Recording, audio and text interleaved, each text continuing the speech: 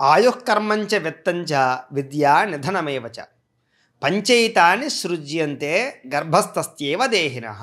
అంటే సాధారణంగా తల్లి గర్భంలో ఉన్నప్పుడే శిశువు యొక్క ఆయుర్దాయం కానీ, చేసేటటువంటి పని కానీ, లేదా వాడు ఎంత సంపాదిస్తాడో అని కానీ, విద్య కానీ, మరణం కానీ, ఇవైదు కూడా లిఖించబడి ఉంటాయి అని అర్థం. అయితే చాణక్యుడు ఈ విషయాన్ని చెప్పాడు అంటే కనుక మనం చాలా తీక్షణంగా, తీవ్రంగా ఆలోచించాలి. సాధారణంగా ఈ విషయం విన్న వెంటనే చాలామందికి చాలా అనుమానాలు కూడా వస్తాయి. ఏమండి, గర్భంలో ఉన్నప్పుడే ఇవన్నీ కూడా ఎలా తెలిసిపోతాయండి, లేదా గర్భంలో ఉన్నప్పుడే ఇది ఎలా నిర్ణయించబడిపోతుంది, దీన్ని ఎలా నమ్మాలి అని మనందరికీ అనుమానం వస్తుంది. అయితే గర్భంలో ఉన్నప్పుడే, తల్లి గర్భంలో ఉన్నప్పుడే శిశువు ఈ 5 విషయాలు అంటే ఏమిటి అంటే కనుక వాడు చేసే పని కానీ, లేదా వాడి సంపాదన కానీ, లేదా వాడి చదువు కానీ, వాడి మరణం కానీ, లేదా వాడికి సంబంధించినటువంటి ఆయుర్దాయ విషయం కానీ, ఇవన్నీ ఈ పంచ విషయాలు 5 విషయాలు ఎలా లెక్కించబడతాయి అంటే కనుక సాధారణంగా మనం జ్యోతిష శాస్త్రంలో కొన్ని రకాల అంటే డేట్ ఆఫ్ బర్త్ని బట్టి జాతకాలు చెప్తూ ఉంటారు. అవి పక్కన పెట్టినట్లయితే హస్త సాముద్రికం అని చెప్తారు కదా. అయితే హస్త సాముద్రికం దేన్ని బట్టి చెప్తారు అంటే చేతికి ఉండేటటువంటి రేఖలను బట్టి చెప్తారు. ఈ రేఖలను బట్టి కూడా హస్త సాముద్రికము అంటే హస్త అంటే 5 అని కూడా అర్థం వస్తుంది. ఈ 5 విషయాలని ఖచ్చితంగా చెప్పేటటువంటిది హస్త సాముద్రికం. ఏమిటి 5 విషయాలు అంటే వాడి యొక్క ఆయుర్దాయము, చేసే పని, డబ్బు, విద్య, మరణం, ఈ విషయాలను చెప్పేటటువంటిది ఈ 5 విషయాలని కూడా మనకి హస్త సాముద్రికం తెలియజేస్తుంది. అందుచేత గర్భంలో ఉన్నప్పుడే చేతి మీద రేఖలు అనేటటువంటి నిర్ణయించబడిపోతుంటాయి చిన్నపిల్లలకి. అందుకని పుట్టిన వెంటనే పిల్లలకి రేఖలు ఉంటాయి చూడండి కావాలంటే.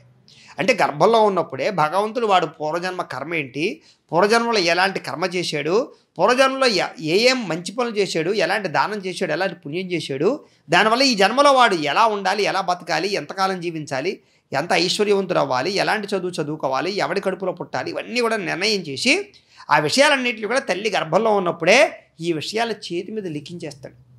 అందుచేతే తల్లి గర్భంలో ఉండగానే శిశువు యొక్క ఆయుర్దాయం అంటే ఎన్నాళ్ళు బతుకుతాడో కానీ, చేసే పని కానీ, అంటే వాడు ఏదో చేసేవంటే వాడు ఇంజనీర్ అవుతాడా, లేకపోతే పండితుడు అవుతాడా, పామరుడు అవుతాడా, లేకపోతే వర్తకుడు అవుతాడా అనే విషయాన్ని కానీ, లేదా వాడి మామూలుగా కుబేరుడు అవుతాడా, లేకపోతే అప్పుల పాలైపోతాడా అని కానీ, డబ్బు నిలబడుతుందా నిలబడదా అని కానీ, లేదా చదువుకున్నవాడు అవుతాడా, చదువు లేనివాడు అవుతాడా అని కానీ, లేదా మరణ సమయం అంటే ఎలా మరణిస్తాడు అంటే సాధారణంగా చూడండి అర్ధాయుష్షు అంటారు. అంటే 30 ఏళ్ళకి, 40 ఏళ్ళకి, 50 ఏళ్ళకి చనిపోయేటటువంటి పరిస్థితులు వస్తూ ఉంటాయి. అంటే వాడికి అర్ధాయుష్ ఉందా, పూర్ణాయుష్ ఉందా, ఇలాంటి విషయాలన్నీ కూడా మనం తెలుసుకోవడానికి అవకాశం ఉంటుందన్నమాట. అంటే ఇవన్నీ కూడా పుట్టినప్పుడే నిర్ణయించబడిపోతాయి. భగవంతుడు మనకి హస్త సాముద్రికల్లో చేతి రేఖల ద్వారా నిర్ణయం చేసేస్తాడు అని అర్థం. కాకపోతే దాన్ని తెలుసుకోవడానికి మనం చాలా శాస్త్ర పండితుల ద్వారా తెలుసుకునే ప్రయత్నం చేస్తూ ఉంటాం మనం.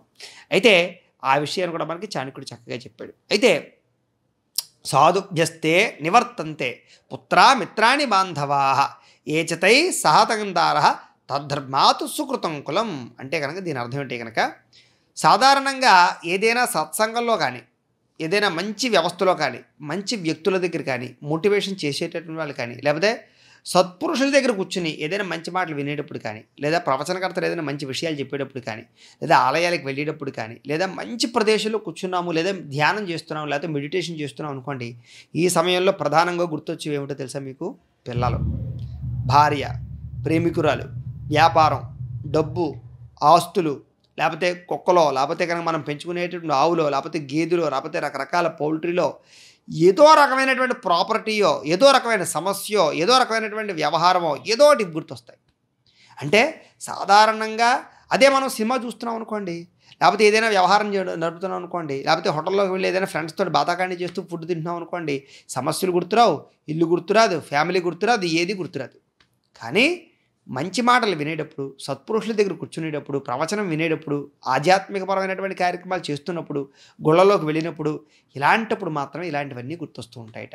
అందుచేత ఎప్పుడైతే మనం ధ్యానము చేసినప్పుడు కానీ, గుళ్ళోకి వెళ్ళినప్పుడు కానీ, సత్పురుషుల దగ్గర ఉన్నప్పుడు కానీ వీటిని త్యజిస్తామో అప్పుడు వాళ్ళు చెప్పే జ్ఞానం అనేటటువంటిది మనకి సిద్ధిస్తుంది, వాళ్ళు చెప్పేది అర్థమవుతుంది, దానివల్ల జీవితం మారడానికి అవకాశం ఉంటుంది. సాధారణంగా సద్గురుల యొక్క బోధ విన్నవాడు గొప్పవాళ్ళు అవుతారు. రామకృష్ణ పరమహంస లాంటి వాళ్ళు కానీ, లేదా స్వామి వివేకానంద లాంటి వారు కానీ, లేదా శంకరాచార్య లాంటి వాళ్ళు కానీ, వీళ్ళందరూ గురు పరపరంగా గురువు చెప్పినటువంటి దాన్ని అర్థం చేసుకున్న తర్వాతే వీళ్ళందరూ లోకోపకారానికి ఉపయోగపడ్డారు, లోక కళ్యాణానికి ఉపయోగపడ్డారు, సత్పురుషులు అయ్యారు. కాబట్టి మనం ఎలాంటి సమయంలో గురువులకి గౌరవాన్ని ఇవ్వాలి, వాళ్ళు చెప్పేటటువంటి జ్ఞానాన్ని అర్థం చేసుకోవాలి, ఆ సమయంలో ఇవన్నీ గుర్తు రాకూడదని చెప్పారు. అలాగే దర్శన ధ్యాన సంసర్పై మత్స్యకూర్మే చ పక్షిని శిశుం పాలయతే నిత్యం తదా సజ్జన గచ్చతి. అంటే దీని అర్థం ఏంటి కనుక, చేప ఒకటి, తాబేలు ఒకటి, పక్షి ఒకటి, ఈ మూడు కూడా వాటి చూపుల ద్వారా కానీ, వాటి తలంపుల ద్వారా కానీ, స్పర్శ ద్వారా కానీ పిల్లల్ని పొదుగుతూ ఉంటాయి. అలాగే సత్పురుషులు లేదా సజ్జనులు వీళ్ళందరూ కూడా వాళ్ళ దగ్గరికి వచ్చేటటువంటి వారికి ఆధ్యాత్మిక ఉన్నతకే పాటు పడుతూ ఉంటారు. అంటే వాళ్ళకి వచ్చేటనుకోండి, ఒరే నాయన 4 మొక్కలు నాటరా, లేకపోతే ఈ దానం చేయరా, లేకపోతే ఈ మంచి పని చేయరా, లేకపోతే ఈ భగవంతుడికి పూజ చేయరా, ఇలాగ ఏదో రకమైన మంచి పని చెప్తాడు. లేకపోతే అక్కడికి ధ్యానం చేయరా, ఈ మంత్రాన్ని పుచ్చుకుని కాసేపు అనుష్ఠానం చేయరా. అంటే సత్పురుషుడు ఇప్పుడు కూడా చూడండి, చేప ఏం చేస్తుంది, పిల్లల్ని చూపుతోటి అది పొదుగుతూ ఉంటుందిట. అంటే చూపుతోటి పిల్లల్ని చూసుకుంటూ ఉంటుందిట.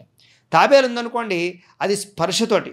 అలాగే పక్షి ఉందనుకోండి, తన పిల్లల్ని అలాగ పొదుగుతూ, అంటే రెక్కల మధ్యలో పెట్టి దాచుకుంటూ, ఇలా కాపాడుకుంటూ, వాటిని పెంచుకుంటూ, వాటిని ఉద్ధరిస్తుకుంటూ ఉంటాయి. అలాగే సత్పురుషుడు ఎప్పుడు ఏం చేస్తుంటే మంచి చెబుతూ, మంచిని పైకి తీసుకొస్తూ, సేవ చేయిస్తూ, అంటే వాళ్ళ చేత సత్కార్యక్రమాలన్నీ చేయిస్తూ వాడిని పొదుగడానికి ప్రయత్నం చేస్తాడు, అంటే వాడిని ఉద్ధరించడానికి ప్రయత్నం చేస్తాడట. అలాగే యావత్ వస్తోహ యదో దేహో యావత్ పృశ్చ సుదూరత తావత్ ఆత్మహితం కుర్యాత్ ప్రాణాంతే కింకరిష్యతి. అంటే దీని అర్థం ఏంటి కనుక, మనం అనుకుంటాం మరి ఇంకా బోల్డ్ వయసు ఉంది, బోల్డ్ టైం ఉంది, మంచి చేయాలన్నా, దానం చేయాలన్నా, పుణ్యం చేయాలన్నా, తీర్థయాత్రలు చేయాలన్నా ఇంకా బోల్డ్ వయసు ఉంది, ఇప్పుడే ఎందుకు అని. కానీ చాలా పొరపాటు. ఎంతవరకు శరీరం ఆరోగ్యంగా ఉంటుందో, పని చేయడానికి వీలు కలిగి ఉంటుందో, మృత్యు ఎప్పుడైతే ఇంకా మనకు దూరంగా ఉంది అని మనం భావిస్తూ ఓపికగా ఉన్నామో అంతవరకు కూడా దాన ధర్మాలు చేయవలసిందే. ఎందుచేత మృత్యు సమీపించిన తర్వాత, ఆరోగ్యం వీక్ అయిపోయిన తర్వాత, సంపాదించే పరిస్థితి పోయిన తర్వాత మనం దాన ధర్మాలు చేయలేం. కాబట్టి మనకు ఆరోగ్యంగా ఉన్నప్పుడు, మనం ధైర్యంగా ఉన్నప్పుడు, సంపాదిస్తూ ఉన్నప్పుడే దానం చేయాలి. అంతేగాని ముసలి వయసు వచ్చాక అంటే అప్పుడు ఏదో రోగం వస్తుంది, ఆ రోగానికి మాత్రలకే మన దగ్గర డబ్బులు సరిపోకపోవచ్చు, ట్రీట్మెంట్గా డబ్బులు సరిపోకపోవచ్చు, దానం ఏం చేస్తాం? అంచేత ఏంటి అంటే కనుక మృత్యు భయంతో దాచుకోవడానికి ప్రయత్నం చేస్తాం. కాబట్టి దానం కానీ, మంచి పని కానీ, సత్కార్యక్రమం కానీ, ఒక గుడికి డబ్బులు ఇవ్వాలన్నా, లేకపోతే ఏదైనా అన్నదానం చేయాలన్నా, ఎవరికైనా ఏదైనా పెట్టాలన్నా, ఏం చేయాలన్నా సరే, ఊరికి ఏదైనా చేయాలన్నా కూడా, వితరణ చేయాలన్నా కూడా, ఏం చేయాలన్నా యంగ్ వయసు అంటే కనుక సంపాదించే వయసులోనే చేయాలి. అప్పుడే అది నిలబడుతుంది, అది కీర్తిస్తుంది. తప్ప వృద్ధ వయసు వచ్చిన తర్వాత ఏమీ చేయలేమని ఖచ్చితంగా చాణక్యుడు చెప్పేస్తున్నాడు. అంటే కాలాన్ని సద్వినియోగపరచుకోవయ్యా, రేపు నీది కాదు, ఈరోజే నీదే అని ఖచ్చితంగా చెప్తున్నాడు. అంచేత మంచి పని చేయడానికి రేపు అనకు, ఈరోజే చేసేయి. కావాలంటే మిగతా చెడ్డ పనులకు ఏదైనా వాయిదా వేయని మనకి చక్కగా చాణక్యుడు చెప్తున్నాడు. ఇలాంటి చాలా మంచి విషయాలు చాణక్యుడు చెప్పాడు. అదే ఆ విషయాలన్నీ కూడా తదుపరి వీడియోలో మనం తెలుసుకునే ప్రయత్నం చేద్దాం. గోబ్రాహ్మణేభ్యః శుభమస్తు నిత్యం, లోకా సమస్తాః సుఖినో భవంతు. స్వస్తి.